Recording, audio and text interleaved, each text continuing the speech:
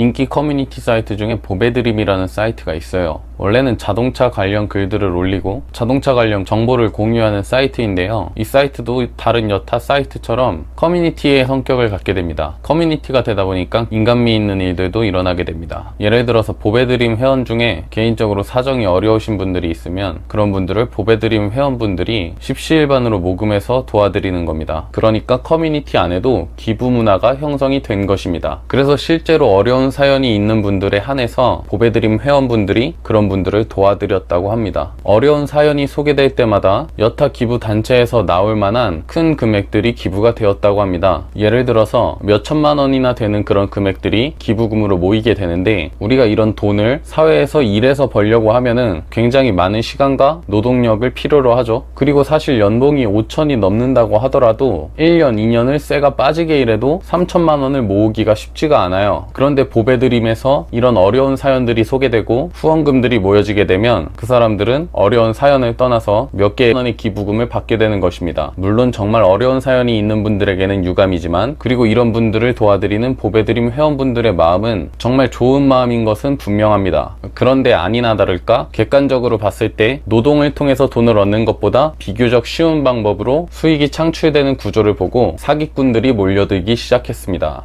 사기꾼이라는 말은 사실 제 추측이에요. 그런데 여기서 올해 5월 중순경에 있었던 붕어의 질주 모금 사기 의심 사건을 소개해드리려고 합니다. 우선 5월 중순경이 돼서 보배드림 사이트에 붕어의 질주라는 닉네임을 사용하는 분이 자신이 어떤 빈혈을 갖고 있고 아내는 우울증과 공황장애를 갖고 있고 아이도 아프다는 식으로 해서 모금을 유도하는 구걸 글을 올리게 됩니다. 그런데 여기서 먼저 의심이 되는 게, 빈혈이 있다고 해서, 그리고 아내가 우울증이나 공황장애가 있다고 해서 꼭 누군가의 도움을 받아야 되고 그 부부에게 경제 생산력이 아예 없다고 판단할 수가 있을까요? 사실 저도 칼슘을 먹지 않아서 살짝 빈혈기가 있는데 누군가에게 기부를 받아야 될 정도는 아닙니다. 일단 그 빈혈이 희귀적인 빈혈이라고는 했으니까 기부금이 필요했을 수도 있겠죠. 더해서 밀린 월세가 있고 당장 쌀이 없어서 아이들에게 먹여줄 것이 없다. 사실 제가 한 6살 때만 해도 정말 월말이 되면 쌀이 없어서 옆집에서 쌀을 빌려다 쓰곤 했어요. 그런데 붕어의 질주님은 옆집에서 쌀을 빌릴 용기는 없어도 보배드림에서 돈을 빌릴 용기는 있었겠죠. 자, 그리고 붕어의 질주님의 주장으로 얼마 전에 자기 집에 어떤 커플이 찾아왔다고 해요. 그 커플이 찾아오게 된 이유는 붕어의 질주님이 올린 글이 주작인지 아닌지 내기를 하기 위해서 찾아왔다고 합니다. 그리고 보배드림에 반찬 가게를 하고 있는 분이 반찬이라도 보내줄 테니 쪽지로 주소를 알려달라고 했다고 합니다. 그 뒤로 붕어의 질주님의 집에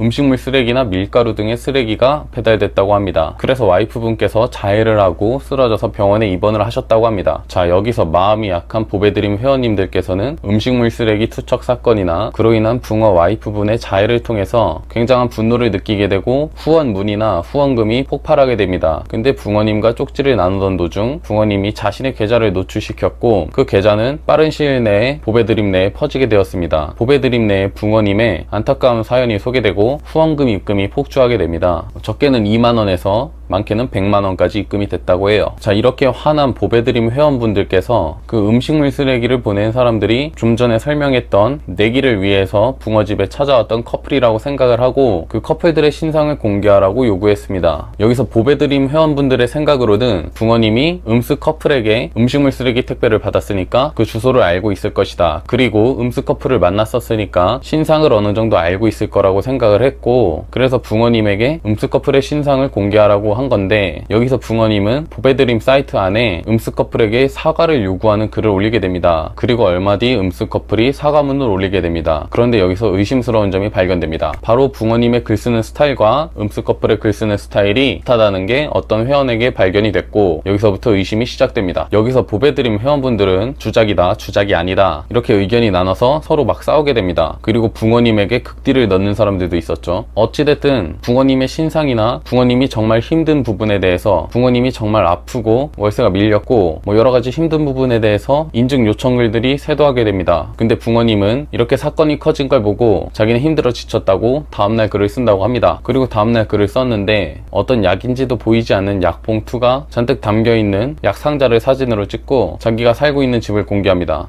하여튼 거지 인증이라고 해서 자기가 못 살고 있는 모습을 보여줬는데, 제가 봤을 땐 제가 지금 영상을 찍고 있는 이 원룸보다 집이 더 좋았고 그렇게 못 사는 것 같진 않았어요. 저 정도가 그렇게 도움이 필요한 정도의 집인가? 이런 생각은 들었습니다. 여기서 붕어님의 태도가 바뀌게 되죠. 자기는 모금을 요구한 것이 아니라 차용을 한 것이다. 즉 빌려 쓴 것이라고 하고 나중에 다 변제할 것이다. 즉 갚을 것이라고 이야기를 그리고 자신과 자신의 가족을 욕한 사람들 리스트가 정리되어 있으며 그 리스트를 통해서 고소장을 제출할 거라고 이야기를 합니다. 이건 너무한 거 아니냐고 시발. 사실 이 붕어님이 정말로 불쌍해서 모금을 해준 많은 보배드림 회원분들이 굉장히 실망을 많이 했겠죠. 근데 좀 웃긴 거는 고소할 거라고 겁을 주기도 하고 자진해서 불우이웃을 도우면 고소를 하지 않겠다고도 얘기를 했습니다. 참. 뭔 개소리야!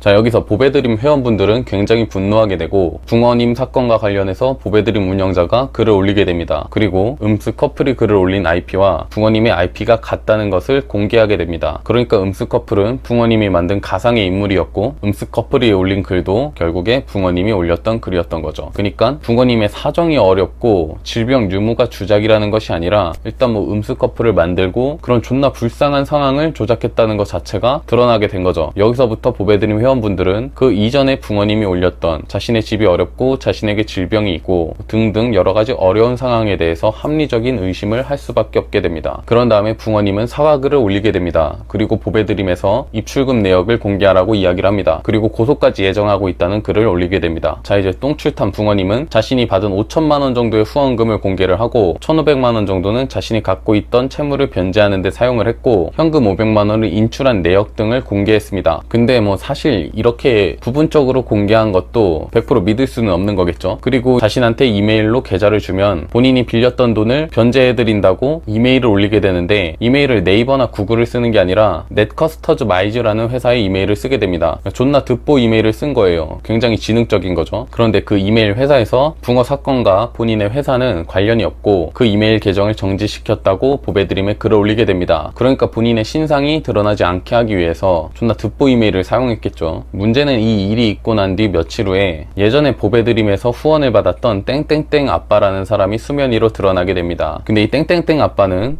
예전에 어려운 사연으로 보배드림 회원분들한테 굉장히 많은 후원금을 받았던 분인데 이분이 후원금을 받을 때 있었던 벽돌 택배 사건이나 붕어에게 있었던 음식물 쓰레기 택배 사건이랑 굉장히 유사점을 갖고 있다는 것이 보배드림 회원들로부터 밝혀지게 됩니다. 그리고 이 두 기부금 모금에서 다중의 IP로 이 사람들을 위해서 기부금을 내자는 식의 글이 올라왔다는 게 밝혀지게 됩니다. 이거는 보배드림 운영자께서 밝힌 사항인데요. 한간의 댓글에서는 붕어님과 땡땡땡 아빠가 페이스북 안에서 가까운 사이다라는 정황이 발견됐다고 합니다. 그리고 땡땡땡 아빠의 페이스북에 들어가 보면 골프채를 갖고 있는 사진도 있고 자신의 국산 중형 차량에 대해서 자랑하고 있는 사진도 있고 금목걸이를 하고 있는 사진도 있고 문신을 한 사진도 있다고 합니다. 문신을 하더라도 돈이 있고 없고와 차이가 있는 것은 아니겠죠. 근데 집안 형편은 어렵고 자녀가 아프긴 했지만 문신이 조금 더 중요했을 수도 있겠죠. 저는 이 두 분이 사기를 쳤다는 것은 아닙니다. 어려운 상황이 있을 수 있으니까요. 금목걸이를 하거나 국산 중형차를 타거나 골프채를 들고 있거나랑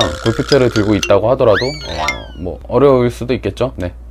이런 상황에서 보배드림 회원분들이 아직도 조사를 진행하고 있고 붕어님이 받았던 금액을 변제하려는 시도를 하고 있지만 회원분들이 변제는 받지 않겠다. 너가 사기로 모금 활동을 한 것이니까 이건 사기죄에 해당이 되므로 사기죄로 처벌하기 위해서 변제 활동에 대해서 인정을 하고 있지 않다고 합니다.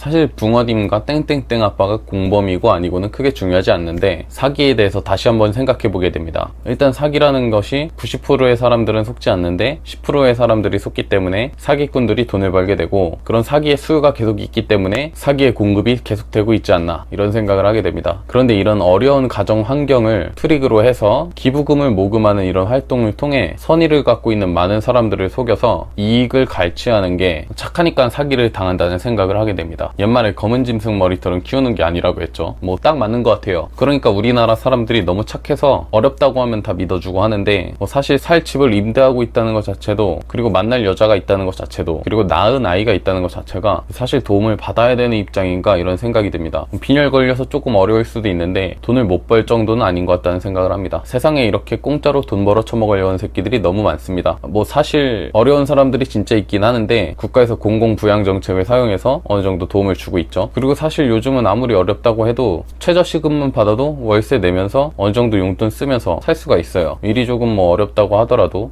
그렇게 구걸할 정도는 아니라는 거죠. 근데 참 이런 모든 상황을 연출하고 각본을 짰다는 게 참 대단합니다. 박수.